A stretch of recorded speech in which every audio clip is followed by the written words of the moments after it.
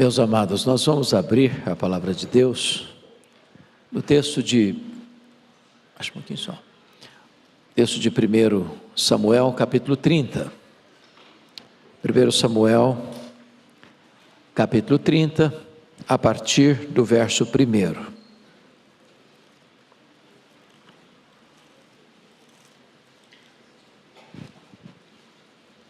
Lido o texto, por favor, mantenha sua Bíblia aberta comigo nesta passagem. 1 Samuel 30. Sucedeu, pois, que chegando Davi e os seus homens ao terceiro dia a Ziclague, já os amalequitas tinham dado com ímpeto contra o sul Ziclague, e a esta ferido e queimado. Tinham levado cativas as mulheres que lá se achavam, porém a ninguém mataram, nem pequenos, nem grandes. Então somente os levaram consigo e foram seu caminho. Davi e os seus homens vieram à cidade, e ele a queimada. E suas mulheres, seus filhos e suas filhas eram levados cativos. Então Davi e o povo que se achava com ele ergueram a voz e choraram, até não terem mais forças para chorar. Também as duas mulheres de Davi foram levadas cativas, Ainoã, a jezreelita, e Abigail, a viúva de Nabal, o carmelita. Davi muito se angustiou, pois o povo falava de apedrejá-lo, porque todos estavam em amargura, cada um por causa de seus filhos e de suas filhas. Porém Davi se reanimou no Senhor seu Deus. Disse Davi a Abiatar o sacerdote, filho de Aimeleque: traze-me aqui a estola sacerdotal. E Abiatar a trouxe a Davi. Então consultou Davi ao Senhor, dizendo: perseguirei eu o bando, alcançá-lo-ei? Respondeu-lhe o Senhor: persegue-o, porque de fato o alcançarás e tudo libertarás. Partiu, pois, Davi, ele e os 600 homens que com ele se achavam, e chegaram ao ribeiro de Besor, onde os retardatários ficaram. Davi, porém, e 400 homens continuaram a perseguição, pois que 200 ficaram atrás, por não poderem, de cansados que estavam, passar o ribeiro de Besor. Verso 18. Assim Davi salvou tudo quanto haviam tomado os amalequitas. Também salvou as suas duas mulheres. Não lhes faltou coisa alguma, nem pequena, nem grande, nem os filhos, nem as filhas, nem o despojo. Nada do que lhes haviam tomado, tudo Davi tornou a trazer. Também tomou Davi todas as ovelhas e o gado, e o levaram diante de Davi, e diziam: este é o despojo de Davi. Tomando de volta o que o inimigo levou, é o tema que vamos tratar nesta noite. Este texto, irmãos, retrata uma grande crise familiar. O sogro quer matar o genro. O sogro é o rei Saul. O genro é o sucessor do trono, é Davi. Nos últimos 10 anos do governo de Saul, o projeto maior que ele tinha era matar o genro. E Davi, por mais de 10 anos, teve que fugir para as cidades, para os desertos, para as cavernas. Quando não tinha mais para onde fugir, Davi resolve fugir buscando asilo político entre os arqui-inimigos de Israel, os filisteus, passando a ideia de que ele tinha desertado de Israel para se juntar aos filisteus. Nessa estratégia consegue que o rei Aquis entregasse a ele uma cidade refúgio, para ele, os 600 homens que o acompanhavam com as suas respectivas famílias, a cidade de Ziclague. Porém Davi entrou num beco sem saída. O rei Aquis declara guerra contra Israel e convoca Davi e os seus homens para engrossarem fileiras com o exército filisteu para guerrear contra Israel. Quis a providência divina que esse plano fosse desarticulado por meio dos príncipes filisteus, que ordenaram ao rei a dispensar Davi. porque ele era guerreiro e porque ele era israelita. Quando Davi retorna à cidade de Ziclag com seus homens, notam que a cidade tinha sido atacada pelos terroristas do deserto, os amalequitas. Queimado a cidade, ferido a cidade, saqueado a cidade, e levado os cativos, os filhos, as filhas e as mulheres. Diz a Bíblia que quando eles enxergam essa cena desastrosa, Davi começa a chorar, até não ter mais condições de chorar, se liquefazendo em lágrimas. Seus homens aliados querem apedrejá-lo, porque cada um estava com amargura de espírito por causa de seus filhos e de suas filhas. Entretanto, diz a Bíblia, que Davi se reanimou no Senhor seu Deus, clamou a Deus em oração, pediu a Deus uma estratégia, e Deus deu a estratégia. E Davi foi, Davi lutou, Davi venceu, Davi tomou tudo de volta, as coisas grandes, as coisas pequenas, os filhos, as filhas, as mulheres, nada que o inimigo havia tomado, Davi tudo tornou a trazer. Então, diante dessa narrativa bíblica, precisamos olhar algumas verdades que passo a destacar. Esse texto, para mim, ele é emblemático porque ele é um símbolo do ataque espiritual que hoje ainda a família enfrenta. A nossa luta não é contra carne e sangue, mas contra principados e potestades. Há uma guerra em andamento, há uma batalha acesa que atinge a todos nós. Não há campo neutro, não há como se esconder dessa guerra. Ela existe, e ela alcança, e ela atinge a você, a mim, a todos nós. Mas olhemos em primeiro lugar, como é que é este ataque do inimigo. Confira o verso 1, está escrito aí que os amalequitas deram com ímpeto contra os Sul e Ziclag. Esta palavra traz a ideia de um ataque furioso, implacável, avassalador. O inimigo não veio para brincar, ele é assassino, ele é ladrão, ele é mentiroso, ele é enganador, ele é maligno, ele é a serpente, ele é o leão que ruge, ele é o dragão. Ele veio para roubar, ele veio para matar, ele veio para destruir, e há muitas pessoas que foram e estão sendo destruídas por este inimigo. Eu estava certa feita, pastor Arival, lá em Vitória, pregando numa casa. Era um culto familiar, e enquanto eu pregava, uma mulher chorava desesperadamente. E quando eu terminei, fui conversar com ela e disse: por que a senhora está chorando? Ela me disse: o diabo destruiu a minha vida. Eu disse: mas o que a senhora quer dizer com isso? Ela me respondeu: eu tinha uma família, meu marido, meus 2 filhos, um bom apartamento, um bom salário, mas não tinha paz na nossa casa. Havia uma nuvem escura, havia um ambiente pesado. E ela disse que um dia acordou assustada com o grito dos filhos, e quando ela levanta da cama, o marido não está do lado. Ela corre para a porta do quarto, a porta está trancada. Ela bate a porta não se abre. Ela arromba a porta e se depara com um quadro horrível. O seu marido estava apunhalando os próprios filhos. Quando ela entrou no quarto, o marido enterrou o punhal sobre o peito e caiu ensanguentado sobre os corpos de seus filhos. Ela me disse: pastor, eu levei toda a minha família para o cemitério. O diabo destruiu a minha vida. Notinha de rodapé: há pouco mais de um ano eu estava distribuindo o livreto cada dia, lá em Vitória, casa em casa, uma rua longa, e de repente eu vejo uma senhora chamando pelo meu nome, correndo na minha direção, e eu não olhei para ela, eu não consegui reconhecê-la. Ele: o senhor não está lembrado de mim? Eu falei: não estou. Eu sou aquela mulher que contou aquela história para o senhor, que levei toda a minha família para o cemitério. Pastor, Jesus mudou minha vida, eu entreguei meu coração para Jesus, eu sou uma mulher salva, Jesus me curou, Jesus me perdoou, Jesus me restaurou. Apesar dos dramas da vida, eu sou uma mulher feliz hoje, louvado seja Deus.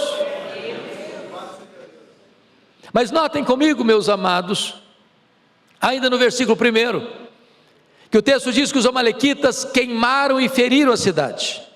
Você queima estruturas físicas, prejuízo financeiro, mas você fere pessoas. Há muita gente que tem sofrido prejuízos financeiros.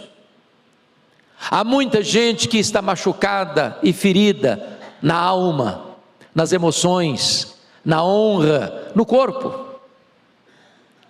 Eu nunca me esqueço o dia que eu estava pregando, uma mulher de 60 anos se aproxima de mim, com uma cicatriz enorme na palma da mão, e ela aproximou-se e disse: o senhor está vendo essa cicatriz? Eu falei: estou vendo. Ela me disse: eu fui esfaqueada pela minha mãe quando eu tinha 10 anos. Ela me disse: eu odiei a minha mãe 50 anos. Eu enterrei a minha mãe. Eu não perdoei minha mãe. Eu vivo num poço escuro de angústia e dor. Ferida na alma. Estava pregando um congresso em Patrocínio, congresso de médicos, e havia uma enfermeira muito sorridente acolhendo as pessoas na inscrição. E depois da minha primeira palestra, ela se aproxima de mim e pergunta assim: o senhor está vendo esse sorriso bonito que eu tenho? Eu disse: é claro, como não ver? Ela me disse: mas esse sorriso é uma mentira. Por trás desse sorriso eu carrego uma alma doente, machucada e ferida. Há muitas pessoas que nunca superaram os dramas da vida. É um abuso sofrido na infância, é uma opressão sofrida nas mãos dos próprios pais, é uma situação que machuca ainda. A pessoa ri, brinca, conversa, mas quando põe a cabeça no travesseiro, a dor está lá, latejando, a angústia está presente, pessoas feridas. Para mim, um dos dramas mais profundos que eu já vivi nesta questão foi quando um irmão disse assim para mim: pastor, o senhor não conhece a minha mãe. A minha mãe tem 80 anos, eu sou o filho mais velho. Eu nunca vi a minha mãe sorrir. Há uma tristeza crônica nela. Já levamos para todo tipo de médico, já fez todo tipo de exame, já levamos para psicólogo, nada, ninguém consegue diagnosticar a tristeza crônica da minha mãe. O senhor podia orar por ela? Eu fui. Quando eu chego naquela casa, aquela senhora estava sentada num sofá, com um olhar distante, com um semblante abatido, e eu comecei a falar com ela. Por graça de Deus, ela disse assim para a família: eu quero ficar sozinha com o pastor. Quando eu fiquei sozinha com ela, ela me olhou nos olhos e me disse assim: pastor, eu sofro há 60 anos. Eu falei: o que que houve? Ela me disse: eu traí meu noivo, ele nunca ficou sabendo. Fui casada há muitos anos, já sou viúva há vários anos, mas aquele pecado está tão vivo na minha memória, como se eu tivesse cometido hoje de manhã. Eu não tenho paz, eu sou açoitada todo dia pelo chicote da culpa. Eu confesso para vocês que eu chorei com aquela mulher, por perceber que o diabo tinha mantido aquela mulher 60 anos numa prisão, numa masmorra emocional. E eu falei para ela da graça de Deus, eu falei para ela do sangue do Cordeiro, eu falei para ela do perdão que há no nome de Jesus. E naquele dia aquela mulher se rendeu a Cristo, o sorriso brotou nos seus lábios. Eu tive o privilégio de batizá-la, eu tive o privilégio de acompanhá-la mais 10 anos ainda, com a vida cristã plena e abundante em Cristo Jesus, mas vivera 60 anos ferida pelo inimigo. Notem comigo, por favor, versículos 2 e 3, que quando o inimigo vem para atacar, o alvo principal do inimigo, irmãos, é atacar a família. Porque se você desarticula a família, você enfraquece a igreja. Se você desarticula a família, você arruína a sociedade. É por isso que qualquer projeto, seja de governo, seja de qualquer outra instituição, que visa minar a família, dilapar ou solapar o alicerce da família, isso é projeto suicida. Porque se destrói a família, você destrói a sociedade. Quando o inimigo veio, ele queimou ele atacou, ele levou rebanhos, mas ele manteve prisioneiro e cativo os filhos, as filhas e as mulheres. E eu pergunto a você: que marido pode estar bem sabendo que a sua mulher está na mão do inimigo? Que pai, que mãe pode estar bem sabendo que os seus filhos estão nas mãos do inimigo? E são muitas as correntes do inimigo: as drogas, o álcool, a pornografia, as ideologias, o secularismo, situações que vão prendendo, que vão acorrentando, que vão colocando peias. Certa feita, um homem líder na igreja me disse algo que me chocou muito. Ele me disse assim: pastor, eu vim comunicar ao senhor que eu estou deixando a igreja, e eu estou deixando a minha mulher, e eu estou deixando as nossas 2 filhas. Conheci uma outra pessoa e quero viver uma aventura com ela. Eu fiz de tudo que eu sabia e que eu podia, nada adiantou, pastor Arival, nada. Este homem foi embora de casa, se envolveu com uma mulher comprometida com o mais alto grau de feitiçaria. Às vezes eu ia na casa dele fazer visita e via despachos aos demônios na sua sala. Chegou a ponto de ir para cemitério à meia-noite fazer despachos. Tudo que eu falava para ele caía em ouvidos surdos. Então eu contei para ele uma história que vivi na África do Sul, uma história muito curiosa. Quando um rapaz começa a namorar uma menina, uma moça, esse rapaz dá um lenço branco para essa moça. Essa é a tribo Zulu, é a cultura deles. Se o namoro terminar, a moça precisa devolver o lenço branco para o rapaz. Se ela não devolve, ela está dizendo para esse rapaz: eu quero ser sua, eu quero te pertencer, você tem liberdade de fazer comigo o que você quiser. Nós estávamos lá quando uma menina foi abusada por um ex-namorado. A família levou o caso às autoridades, e a primeira pergunta que fizeram à menina foi esta: você devolveu o lenço branco para ele? Ela disse não. A resposta foi: então não podemos fazer nada com ele, essa é a nossa cultura. Eu disse para aquele homem: você precisa devolver o lenço branco. Passaram-se 3 semanas, o telefone tocou no meu gabinete, era ele. Ele disse: pastor, corre aqui em casa, eu quero e eu preciso devolver o lenço branco. Corri para lá, me deparei com um quadro chocante. Esse homem se assentou na minha frente, e ele começou a tremer da cabeça aos pés. A roupa dele ficou encharcada, suava, tremia. Eu sabia o nível da batalha espiritual que ele estava enfrentando. Eu disse: você está pronto a devolver o lenço branco? Ele disse: pastor, eu preciso. Falei: então você vai pegar uma caixa, e tudo que tiver de feitiçaria dentro dessa casa, você vai botar nessa caixa. E ele começou a trazer correntes, velas, patuás, aventais, roupas. Encheu aquela caixa. Falei: agora nós vamos levar essa caixa para o quintal. Eu vou entornar aqui 1 litro de álcool, e nós vamos queimar esses objetos, como aconteceu lá em Éfeso, quando os feiticeiros se converteram, queimaram os seus livros de magia em praça pública, para dizer que você está rompendo com essas práticas. Ele pegou o palito de fósforo, riscou, não pegou fogo. Segundo palito de fósforo, ele riscou, não pegou fogo. E esse homem deu um grito cavernoso e disse: não vai pegar fogo. Eu disse: vai pegar fogo agora, em nome de Jesus, porque eu vou riscar o palito de fósforo. Quando eu risquei o palito de fósforo, o fogo pulou na caixa, e esse homem deu um grito desesperador e caiu desacordado aos meus pés. Eu clamei pelo nome de Jesus. O Senhor o trouxe à consciência, com o coração quebrantado, com o coração arrependido. Jesus ali quebrou as correntes que prendiam aquele homem. Mas, amados irmãos, olhe comigo, por gentileza, o versículo 6, porque aí tem um outro aspecto que precisa ser destacado. O texto está dizendo que os homens aliados de Davi querem apedrejar Davi, e o ponto é este: o inimigo vem e faz um estrago na família, e agora ele tem uma artimanha, joga uns contra os outros. marido acusa a mulher acusa o marido, os pais acusam os filhos acusam os pais, e de repente a família vira um pé de guerra,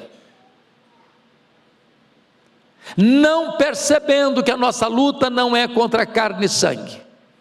Seu problema não é a sua mulher, seu problema não é seu marido, seu problema não são seus filhos, seu problema não são seus pais, seu problema não é sua sogra, seu problema não são seus cunhados, seu problema é espiritual. A nossa luta é espiritual e nós precisamos de armas espirituais poderosas em Deus para destruir fortalezas e anular sofismas.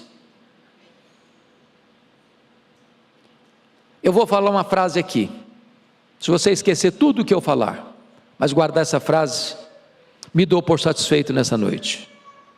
E a frase é esta: quando você transforma aliado em inimigo, você transforma o inimigo em aliado. Não lute contra as pessoas da sua família, eles não são seus inimigos, eles são seus aliados. Reúna suas forças para entrar nessa batalha, para enfrentar o verdadeiro inimigo. Mas ainda, irmãos, para fechar o primeiro ponto, queria que você olhasse comigo o versículo 16, porque lá no versículo 16, somos informados de que os amalequitas, depois dessa acachapante derrota imposta a Ziclague, estão acampados, festejando, celebrando aquela grande vitória. Em outras palavras, quando o inimigo consegue uma vitória sobre nós, ele celebra. A grande pergunta é onde a minha vida, onde a sua vida está produzindo festa: no acampamento de Deus ou no arraial do inimigo? Eu fico olhando a Bíblia e vendo um exemplo clássico disso com Sansão. Sansão era um nazireu, consagrado desde o ventre, e como nazireu que era, foi escolhido por Deus para ser o libertador do seu povo, para tirar Israel das mãos do seu arqui-inimigo, os filisteus. O voto de nazireado, diz a Bíblia lá, 3 coisas o camarada não podia fazer: ele não podia tocar em cadáver, ele não podia beber bebida forte, ele não podia cortar o cabelo. Diz a Bíblia que um dia o Sansão, passando por uma cidade filisteia, vê uma moça filisteia e chegou em casa e disse: papai, eu quero aquela moça para mim. O pai disse: não, meu filho, de jeito nenhum, aquela moça pertence ao povo que nos oprime, aquela moça tem outras crenças, tem outros deuses. Não, ela não, tem tanta moça bonita aqui em Israel, ela não, meu filho, eu quero aquela, papai, só daquela eu me agrado, sem papo, sem conversa, é esta mesmo. Notinha de rodapé: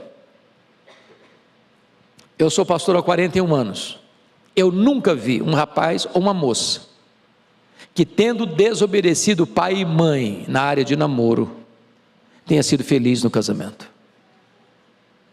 Eu não estou perguntando se seu pai ou sua mãe são quadrados ou redondos, escute seus pais.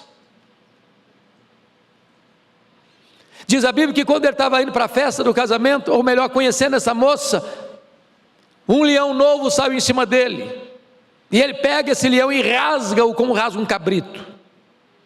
Eu acho isso incrível, porque eu não consigo rasgar um coelho, né? Um cabrito é impossível, mas um leão é uma coisa assim, fora do normal.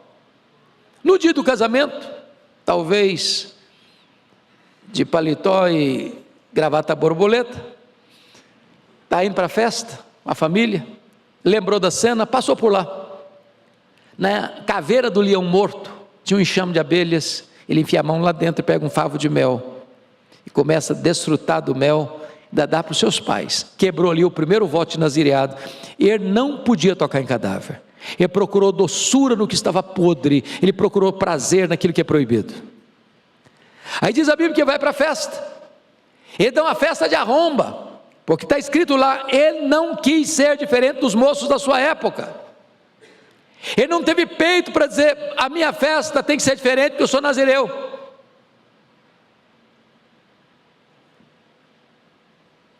Ia quebrar o segundo voto ali. Irmãos, eu tenho rodado desse país e tenho escutado tantos pastores, colegas, reclamando de uma coisa que também me aflige muito. Via de regra, tem exceção, é claro, mas muitos casamentos dos filhos de crentes têm se transformado numa vergonha nesse país. Você sai do culto, onde você canta louvores a Deus, e vai para um rico cerimonial, e lá o pau quebra. Pau quebra. A música que rola lá não tem nada a ver com Deus mais não. Numa altura que você não pode conversar. Bebida alcoólica, você serve todas. Daqui a pouquinho as luzes se acendem como uma boate, e o povo já bêbado cai na pista de dança, e volta para casa de madrugada com as pernas bambas. O Sansão não teve coragem para dizer: a minha festa é diferente, porque eu sou nazireu. Quebrou o seu segundo voto de nazireado ali. Mas em terceiro lugar, ele vai brincar demais, brinca de modo errado, e ele tem que sair da festa de casamento para matar 30 filisteus. Quando ele volta dessa matança, o pai dele, o sogro dele tinha dado a mulher dele para outro homem. Ele fica irritado, incendeia a campina dos filisteus. Os seus irmãos o prendem, entregam aos filisteus, ele se rompe das cadeias e mata 1000 filisteus com a queixada de jumento. Ele, que era um homem cheio do Espírito Santo, desce para Gaza e se deita com a prostituta. Ele sai de Gaza com os portões da cidade nas costas e com o pecado da cidade no coração. E ele vai deitar no colo de outra mulher filisteia, Dalila, que vai mexendo com ele, vai ganhando o coração dele, vai perturbando a alma dele, até que ele destampa a alma para ela, mostrando que ele não podia cortar o cabelo dele é tosado, a força dele acaba, o Espírito Santo se retira dele, Sansão luz, ele fica cego, e ele é levado para um templo de Dagon, para ser motivo de escárnio, no acampamento do inimigo, porque não levou Deus a sério. Onde a minha vida está produzindo festa? No acampamento de Deus ou no arraial do inimigo? Mas vamos ao segundo ponto, porque se eu parasse aqui vocês ficariam como eu, desesperados. O que fazer quando você percebe que o inimigo está atingindo a sua vida ou a sua família? Primeira coisa que Davi fez, confira no versículo 4. Diz a Bíblia que ele chorou até não ter mais forças para chorar. Meus irmãos, nós vivemos uma geração que está chorando muito mais diante dos melodramas do Netflix do que das realidades da vida. Estamos lutando pela nossa família com os olhos enxutos demais, com o coração seco demais. Qual foi a última vez que você chorou pela sua família? Eu acho que vocês conhecem e já ouviram falar pelo menos do pastor Tim Simbala, um pastor batista, lá do Brooklyn, nos Estados Unidos. Pastor que tem um ministério brilhante, um ministério de música muito conhecido na América. E um dia o pastor Tim Simbala chegou em casa e a filha primogênita dele disse assim para ele: papai, eu não quero saber mais da igreja, eu não quero mais saber de Deus, eu quero curtir a vida, eu quero sair de casa. Pai disse: não, minha filha, de jeito nenhum. Não adiantou, pai pediu, pai chorou, pai insistiu, a menina botou uma mochila nas costas e saiu de casa. O pastor Tim Simbala pensou em deixar o ministério. Falei: eu não posso, não tem estrutura para continuar pregando. Um dia um colega dele ligou para ele da Flórida, disse: pastor Tim Simbala, toca a sua vida, toca o seu ministério, essa menina não está nem aí com você. Mas que pai esquece uma filha? Que mãe esquece um filho? Naquela semana teve uma reunião de oração na igreja, uma vigília de oração, e de repente uma irmã da igreja se levanta e diz assim: pastor Tim Simbala, a nossa igreja nunca chorou pela sua filha, a nossa igreja nunca levantou um clamor em favor da sua filha. E ele diz que naquela noite os irmãos deram as mãos, fizeram um grande cordão ao redor dos bancos, e aquele templo se transformou numa sala de parto, de gemidos, de soluços, de lágrimas. Quando ele retornou para casa de madrugada, ele disse para sua esposa: minha querida, eu não tenho dúvidas de que Deus libertou a nossa filha nessa madrugada. 3 dias depois, bem cedo, a campainha tocou, a mãe foi à porta atender, era a filha em lágrimas. Ela entrou às pressas, foi ao quarto onde estava o seu pai, abraçou nas pernas do seu pai e disse: papai, me conte o que aconteceu há 3 dias de madrugada. Eu estava em casa, de repente caíram escamas dos meus olhos, o meu coração endurecido foi quebrado. Eu quero dizer para o senhor que eu estou de volta para Deus, eu estou de volta para minha família, eu estou de volta para a nossa igreja. Jesus libertou a minha vida.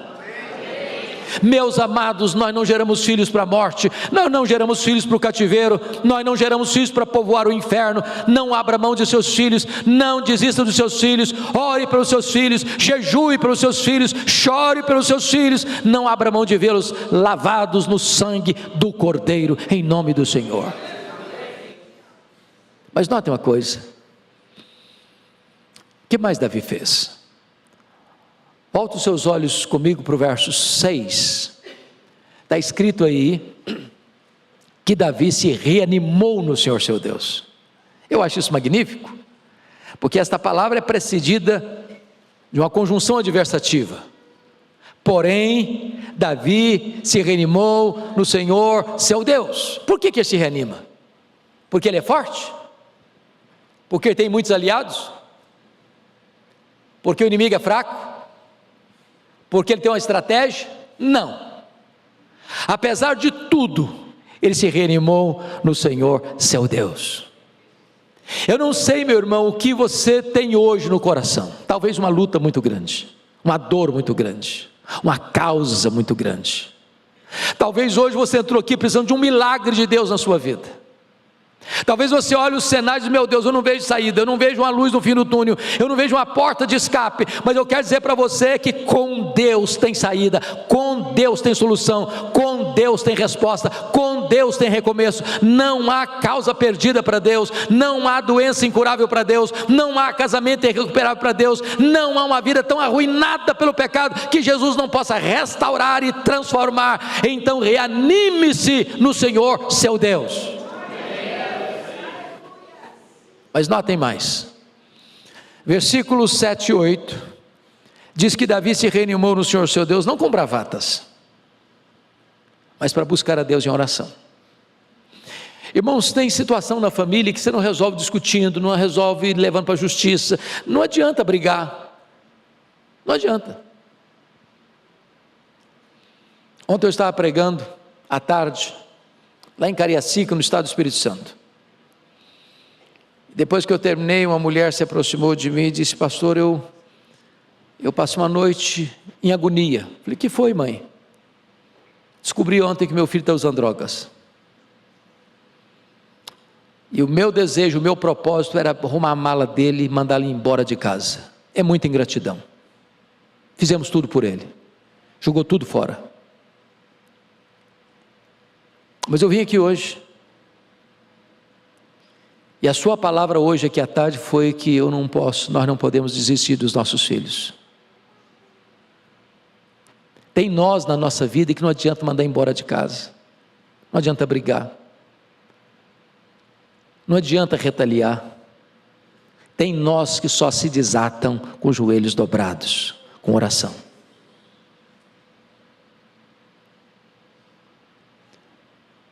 Para mim essa é uma das orações mais curtas da Bíblia. Essa oração só tem 2 perguntas. Ó Deus, perseguirei eu o bando, alcançá-lo-ei, em nome de Jesus, amém. Parece uma oração medíocre, não? Mas o que ele está fazendo? Trocando em miúdos, o que ele está falando com Deus? Ele está dizendo o seguinte: Deus, eu estou levando de goleada do inimigo, eu vou aceitar passivamente a decretação da derrota ou eu vou reagir? Meu irmão, em nome de Jesus, não entregue os pontos não joga a toalha não desista não, Não dê seus filhos, sua casa, sua família de mão beijadas para o inimigo, não. Em nome de Jesus, peça para Deus estratégia, peça para Deus sabedoria. Senhor, eu vou perseguir o inimigo, eu vou alcançar o inimigo, eu vou vencer o inimigo, Deus. E quando você ora, Deus responde. E Deus responde: persegue Davi, porque tudo que o inimigo tomou de você, você vai trazer de volta. Louvado seja o Senhor. O nosso Deus é o Deus da restituição. Agora preste atenção nisso. O que Deus promete para você não é ausência de luta.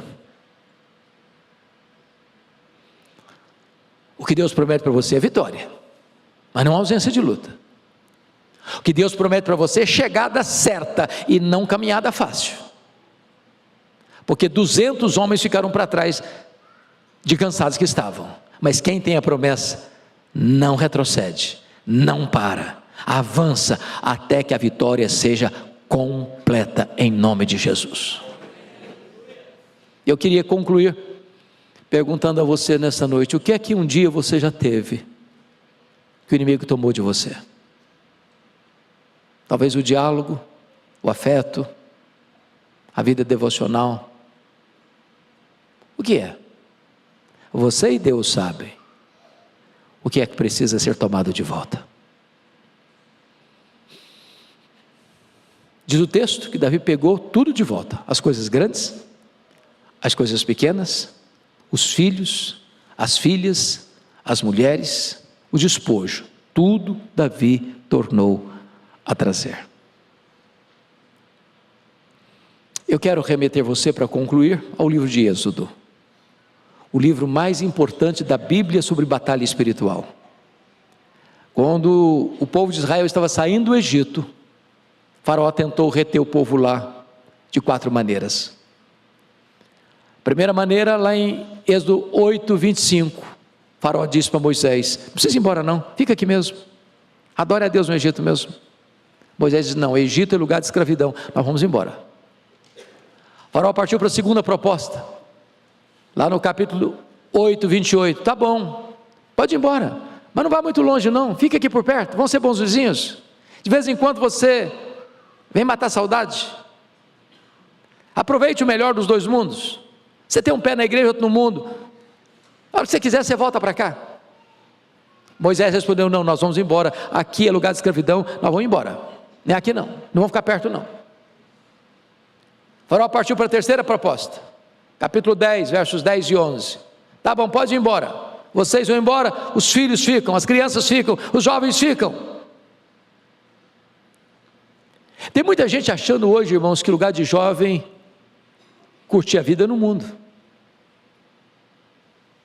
mas eu quero dizer para você que o lugar de jovem curtir a vida é na presença de Deus, porque é na presença de Deus que tem plenitude e alegria. Faraó disse: não, Moisés disse: não, nós vamos embora, os nossos filhos vão com a gente também. Aí o Faraó partiu para a última proposta, a quarta proposta, está lá em Êxodo capítulo 10, versos 24 a 26, vocês podem ir embora então, todo mundo, mas os rebanhos de vocês ficam, vocês servem a Deus, o dinheiro de vocês serve ao Egito. A resposta de Moisés a Faraó é emblemática, ele respondeu assim: você quer todos os rebanhos, Faraó? Então escuta essa: nem uma unha vai ficar no Egito, nem uma unha, nem uma unha.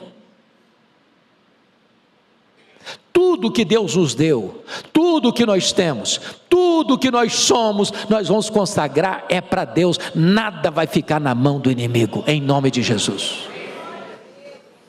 E eu quero encorajar você, meu irmão, minha irmã, em nome de Jesus, nós fazermos uma grande cruzada em favor da família, para tomarmos de volta aquilo que o inimigo levou.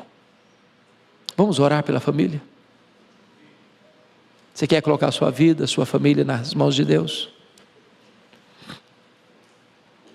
Nós não temos quase espaço nenhum, mas se você quiser vir aqui à frente, aqui no corredor, nos corredores, pode levantar do seu lugar e vir, nós vamos orar É hora de nós lutarmos pela nossa casa, pela nossa família. Se você quiser vir aqui à frente, pode vir. Tem algum espaço aqui, nós queremos orar juntos com você, na casa de Deus, no altar de Deus, pela sua vida, pelo seu casamento, pela sua família, pelos seus filhos, em nome de Jesus.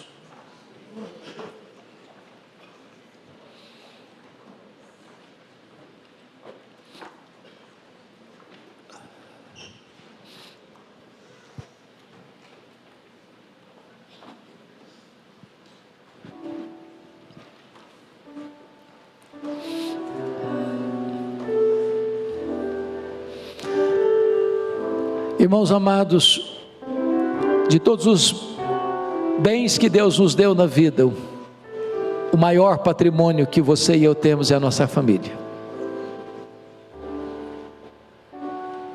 Às vezes a gente no corre-corre da vida, a gente luta por tanta coisa, por coisas que perecem,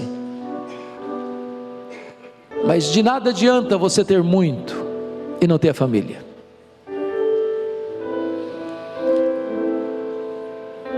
O livro Monge e o Executivo tem uma frase que para mim valeu o livro.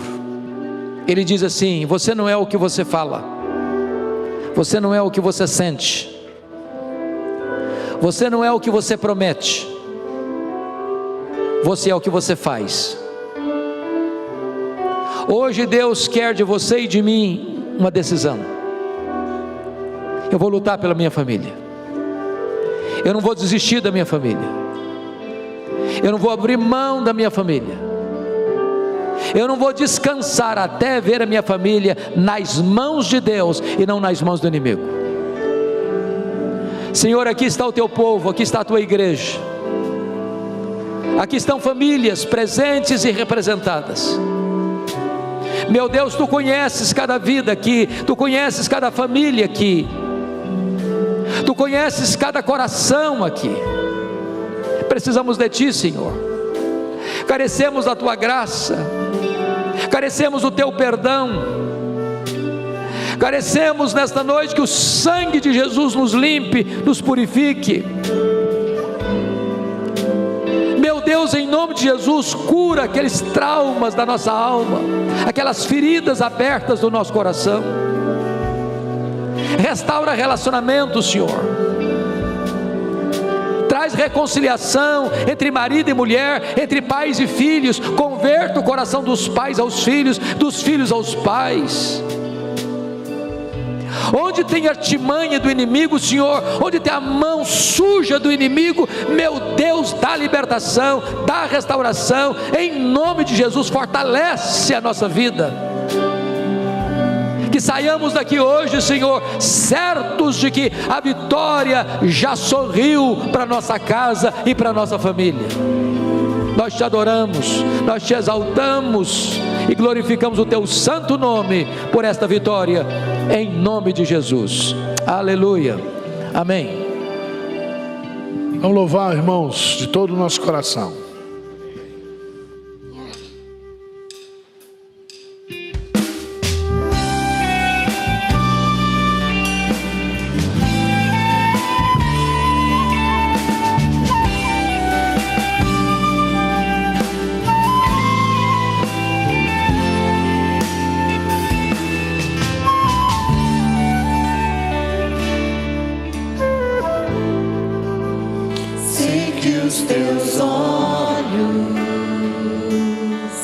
Sempre atentos permanecem em mim,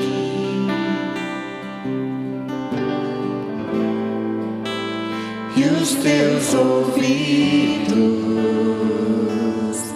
são sensíveis para ouvir meu clamor. Posso até chorar,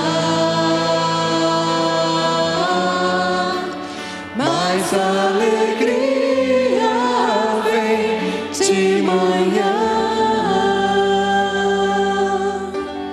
És Deus de perto, também de longe, nunca mudaste, tu és fiel.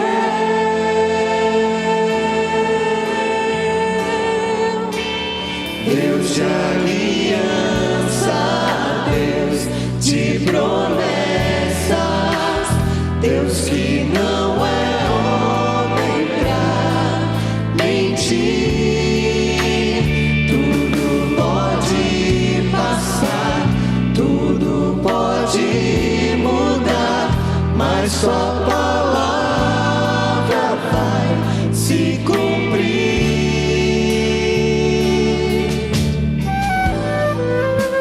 Sei que os teus olhos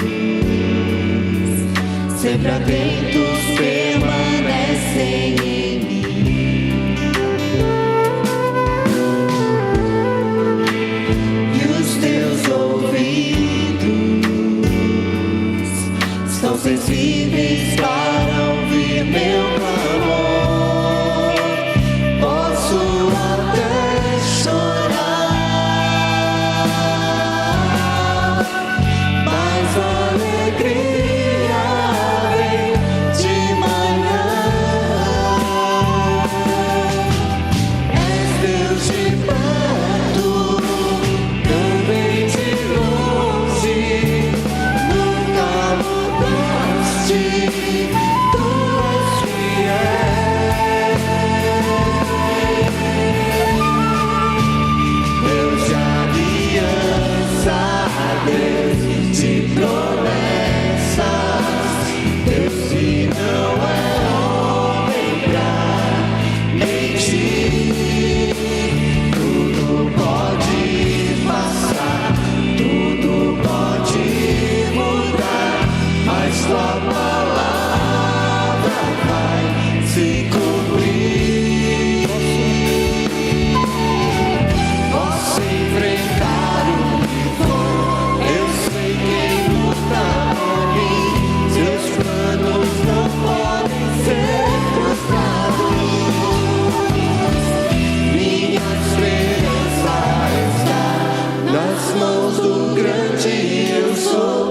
Meus olhos vão ver o impossível acontecer. Deus de aliança, Deus de promessas, Deus que não é homem pra mentir. Tudo pode passar, tudo pode mudar, mas tua palavra vai se cumprir.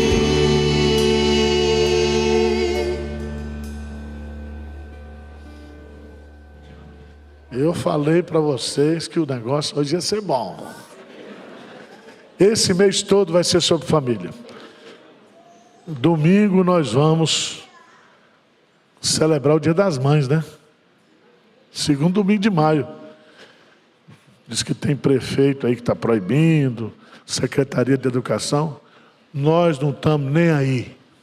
Nós vamos celebrar.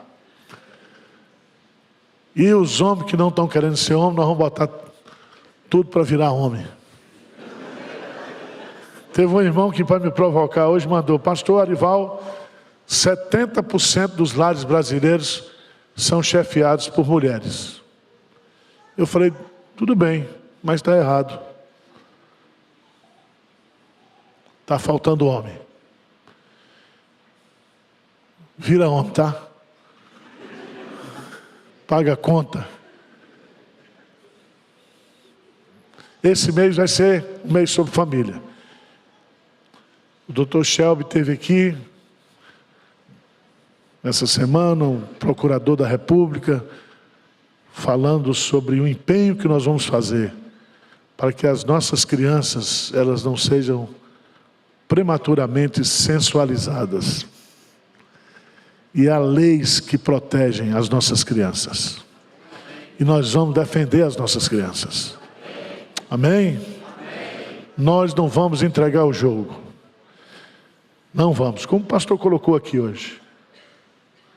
Não na nossa força, na força de Deus. Pai querido, muito obrigado pela tua palavra. Que essa palavra impacte, como impactou os corações aqui presentes. Que essa palavra, Deus, ela possa viralizar na internet e muitos possam ser alcançados com essa mensagem nessa noite. Leva-nos em paz para casa, dá-nos uma noite de paz e de sono, em nome de Jesus, amém. Que a graça do Senhor Jesus, que o amor de Deus nosso Pai, que a comunhão, o carinho, o conforto, a alegria do Espírito Santo estejam sobre cada um, sobre cada família, sobre a família de Deus hoje e sempre, amém, Senhor, amém. Pode sentar. Eu quero rapidamente só agradecer você que veio, você que está nos assistindo. E a nossa editora Ezion está com promoções especiais, até 50% de desconto, para você dar de presente agora no Dia das Mães. Nós temos 2 lançamentos, um é esse aqui, A Grande Comissão, que é um livro que eu escrevi e reúne aqui um material nosso, já de 30 anos de ministério, sobre plantação, evangelização e revitalização de igreja. Também o pastor Tim Keller, Como Reconquistar o Ocidente para Cristo. Esses 2 livros vão ser lançados aqui nesse congresso, no próximo final de semana. Mas eu quero indicar para as mulheres, esse aqui, Mulheres Orando as Promessas de Deus. É um livro, são 365 promessas. E a Bíblia, com sermões, estudos e reflexões do pastor Hernandes, Bíblia Pregação Expositiva. Está com desconto grande para você dar de presente para sua mãe, sua sogra, para quem você gosta. E para quem você não gosta também, dá a Bíblia de presente, tá bom? Vida que segue, amanhã continua. Deus abençoe vocês. Não vou falar muito não, porque eu tenho que me resguardar. Deus abençoe. Casal do Acre que está aqui, veio lá do Acre, fica de pé. Que benção. Lá do Acre, longe, né? Coração. E quem quiser fazer um... De onde? Tem de onde? Rondônia, que é pertinho. Mais ou menos, né? Depois, quem quiser fazer uma selfiezinha com o pastor Hernandes, tem de onde? Piauí, Belém do Pará. Misericórdia, então só é um negócio internacional. É Apocalipse 5. Tem gente de toda a tribo, língua e nação. Depois, quem quiser, o pastor Hernandes vai ficar aqui e bater uma fotozinha aí, tá bom? Uma selfie. Itália, de onde da Itália? Roma. Nós estamos plantando igreja lá na Toscana, em Florença, Pistoia. Mas nós vamos abrir uma igreja em Roma. Tá bom? Deus abençoe.